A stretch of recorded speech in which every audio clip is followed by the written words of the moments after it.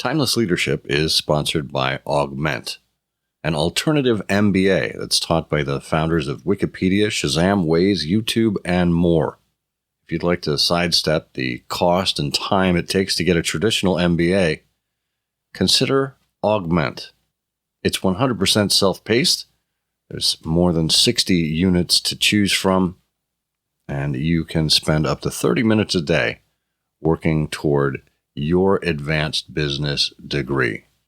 Enroll today at augment.org and get your alternative MBA for just 50% off regular program fees by using the code Monty Scholarship at checkout. Monty Scholarship at augment.org. This is Timeless Leadership, where we explore what makes extraordinary people tick. We look for the universal truths that will help make us better versions of ourselves. Hi, it's Scott Monty here at Timeless Leadership, back with another commentary for you. Just a reminder, I'm taking your questions for any kind of business advice or feedback or anything you'd like to share and reading it here on the program. Just email me here at timelesspod@scottmonty.com. and I will read your question. Let's get to it. I think we need to show a little more affection in the world. C.S. Lewis said that affection is responsible for 9/10 of whatever solid and durable happiness there is in our lives. And I believe that. And I think the world could do with a little less technology. Now, I'm not trying to be a curmudgeon like Dr. Conrad Gessner, whose story I told back in episode 55, just the previous episode, when I was talking to Jeff Jarvis. I'm not going to spoil it for you here, but it's in the middle of the episode. So go back and check it out so you understand who Conrad Gessner is. But I think every now and then, well, hopefully more than now than then, it's helpful for us to put down a device and actually talk to a real human being. And yes, I recognize the irony of me saying this to you over a podcast, but bear with me here. I think we've reached a point where people are pleasantly surprised when they're referred to by name or when they receive a personal communication like a handwritten letter. It's counterintuitive since we live and breathe and eat text messages and PMs and DMs and emails and more. It's nice to step away and do something analog every now and again. But to me, the spirit of personalization and the power of analog are alive and well. They live in the inkwell on my desk, and they're brought to life by the fountain pen collection and stationery that I use and my typewriter. I make a habit of sending real physical notes to people every week. And hopefully it's keeping the U.S. Postal Service in good stead. And that level of effort and that personal touch speaks volumes to those people who are on the receiving end. It's not only something that they receive that's out of the ordinary, but more importantly, it tells them that they matter. I've got a photo I keep, and I'll include it in the show notes here. That's really one of my favorites. It's from over a decade ago, but it represents a gesture, well, that I didn't really think much of at the time. But as is the case in life, it meant a great deal to the person on the receiving end. That person is Robin Phillips. I met her at an event in Minneapolis, and she noticed a lapel pin I was wearing. It was the Ford logo. And during our conversation, she said, "I'd like one too." So I took her card and slipped it into my pocket and just continued on with the conversation. When I arrived back in Detroit, I wrote Robin a short handwritten note, and I threw a pin in the envelope, that little lapel pin, and I sent it to her. And I didn't think much more of it. I thought that's where the story would end. Well, it turns out that the interaction and that simple gesture meant a great deal to Robin. So much so that she took a photo of the letter and the pin and wrote up her impressions on her website, and I'll quote her here. Okay, it's official. I'm a Scott Monty groupie.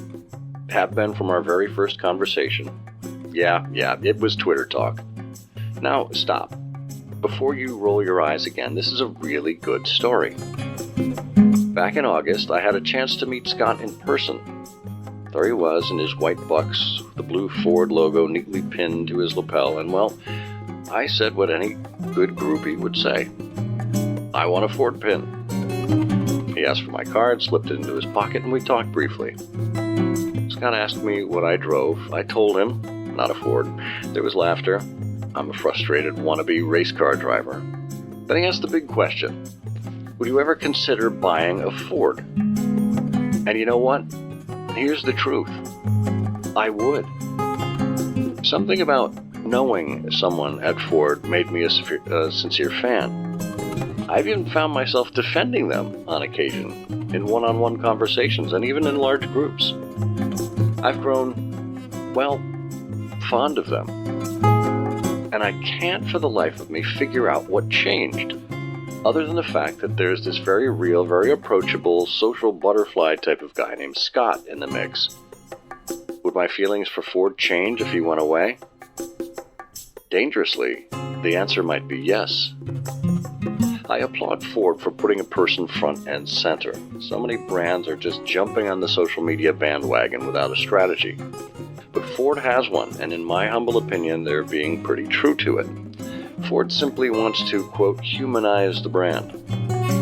Second time I've repeated that here because I love the simplicity of that. And because I know this, people trust people.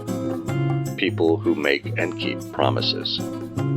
So a pin and a sweet story today, a car tomorrow, who knows?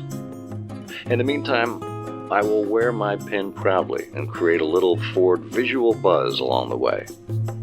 Thanks, Scott. Oh, and you too, Ford. I love that story from Robin.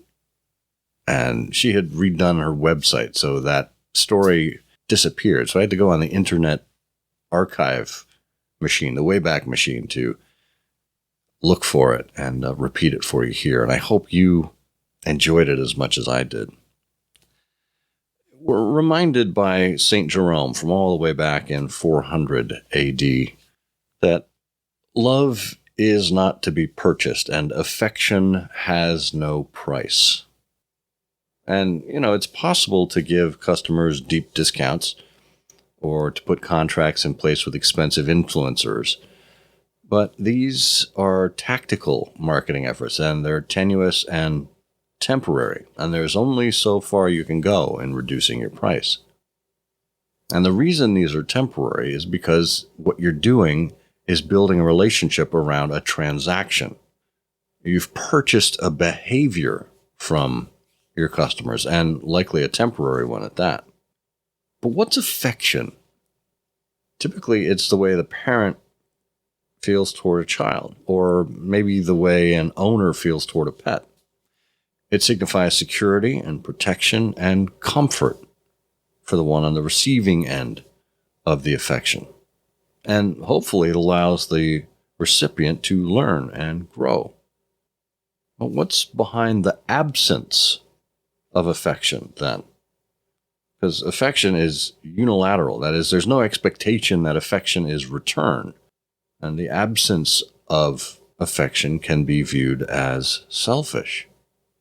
So when brands are just seeking a transaction, it feels as if they're withholding affection as a condition of you, the customer's action.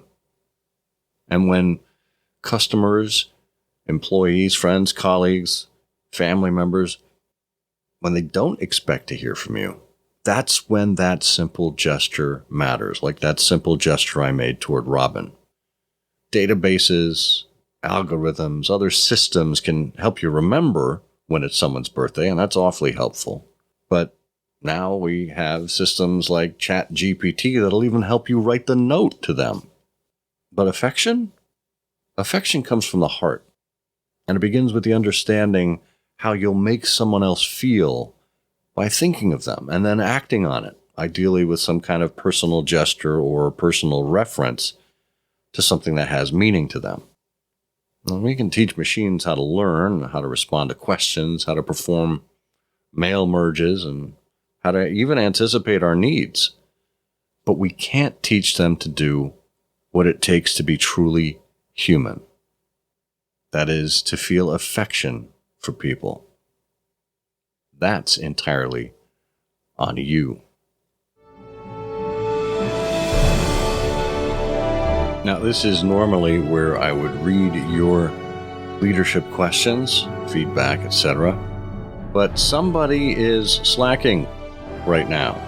I didn't get any questions this week, so don't forget, email me at timelesspod@scottmonty.com or simply comment on this entry in Substack, and I'd be happy to answer whatever questions you have or enter a debate with you. I don't care, but it would be great to hear from you. Like, show me some affection. In the meantime, I hope you show your affection for the people in your lives, and in the week ahead, I hope your actions inspire other people to learn more, dream more, do more, and become more. That's the true hallmark of a timeless leader. Our music is Americana Aspiring by Kevin MacLeod. I'm Scott Monty. Thanks, and I'll see you on the internet.